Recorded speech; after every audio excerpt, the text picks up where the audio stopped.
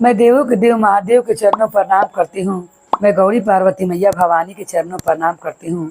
मैं कार्तिक गणेश दोनों भैया के चरणों पर प्रणाम करती हूँ। मैं सभी देवी दुर्गा के चरणों पर प्रणाम करती हूँ। जितने गुरु भाई बहन लोग उनको मैं प्रणाम करती हूँ और महादेव से ही दया मांगती हूँ कि हे महादेव आप सब पर दया कीजिए, आप पल पल दया कीजिए। हे महादेव गुरु भाई बहन लोग, आज आप लोग को मैं शीतला माता की कथा सुनाने वाली हूँ। एक गांव में एक राजा रहता था और उसी गांव में एक किसान भी रहता था।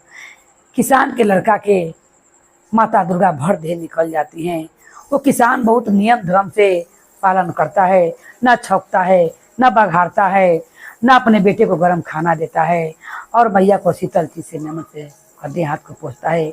नीम के डांडी से मैया को सुहराता है और शीतला मैया उससे बहुत प्रसन्न होती हैं। इतना सारा जो माता रानी की सेवा करता है, मैया रानी से प्रसन्न होकर उन पर कृपा करती हैं और उनके बेटे को तनिक माँ लहर नहीं देती हैं और जल्दी माँ उनके बेटे को स्वच्छ कर देती हैं। उनका बेटा किसान का निमन हो जाता है क्योंकि बहुत नियम धर्म पालन से उसने अपने बेटे को माता रानी की कल्ला में उसने अपने बेटे को अच्छा कर दिया था और नियम से रखे हुए था। किसी को आना जाना नहीं, किसी के पास भेजता नहीं था और हर चीज़ का पालन करता था। तनिक कढ़ाई में छौका नहीं लगाता था और वो जितने नियम थे उतने करते थे। इधर राजा जो था वो माता रानी की तो पूजा पाठ करता था, मगर वो पंडित को बुलाकर माता रानी की यज्ञ कराने लगता है, आग को धधकाने लगता है।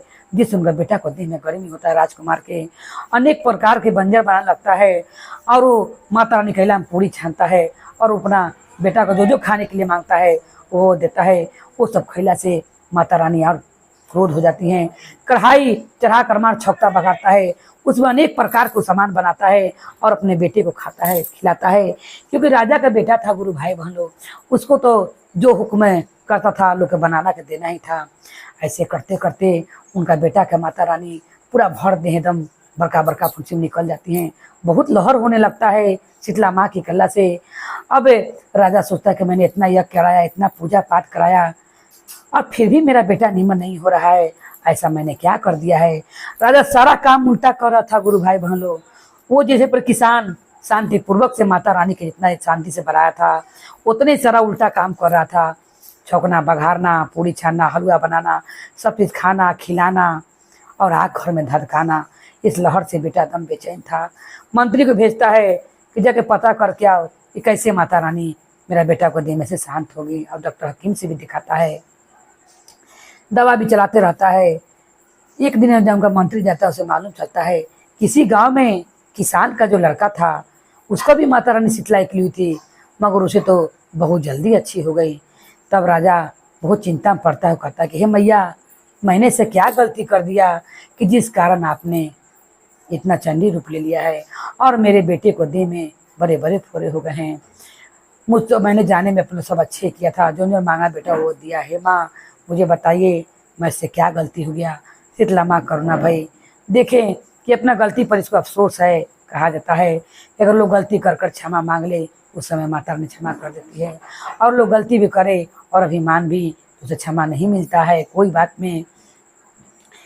तब माता रानी ने स्वप्न में राजा से कहा कि रे राजा, तुमने सारा कार उल्टा किया है।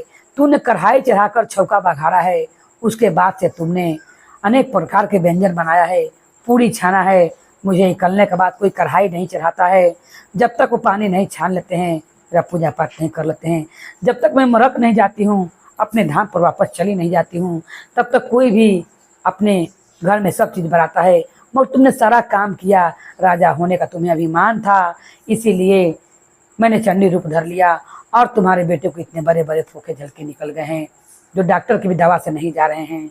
राजा कहता है कि हे मैया मेरे गलती के लिए मुझे क्षमा कर दीजिए, अब बताइए कि मैं क्या करूं।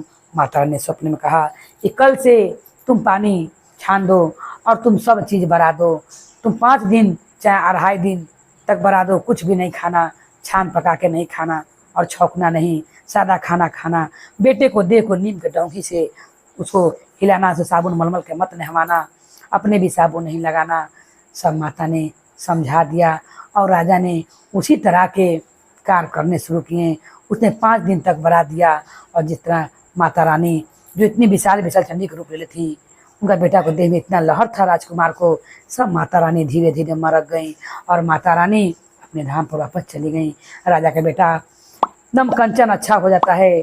तब राजा उस दिन से नगर में कहता है, ढूंढना पिटवाता है कि अगर कोई के भी गांव में माता रानी निकल जाए, चचक निकल जाए, कोई भी अपने यहाँ कढ़ाई ना चढ़ाए और ना पूरी पुआ छाने पकवान छाने बनाए खाए और नीम गडहरी से मैया के देह को सुहलाए।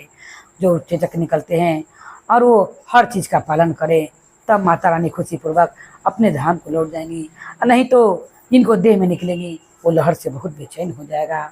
ऐसा गांव के वासी सुनकर, और किसान तो पहले से जानता था और जिससे नहीं ज्ञान था, राजा के बात सुनकर उसे ज्ञान हो गया और उस दिन से उन लोगों ने माता रानी शीतला का मर्म जान गया कि माता आए तो कैसे उनका सेवा किया जाए, कैसे उनके संगे माता को प्रार्थना किया जाए कि अच्छा माँ आपने जैसे माँ ने उन देह में चचक दिए हैं, निमन निमन मैया अपने धाम को लौट जाएं। जिस राजा के बेटे को लौट गए और राजा के सब बात सुनकर उसी मार्ग पर चलने लगते हैं।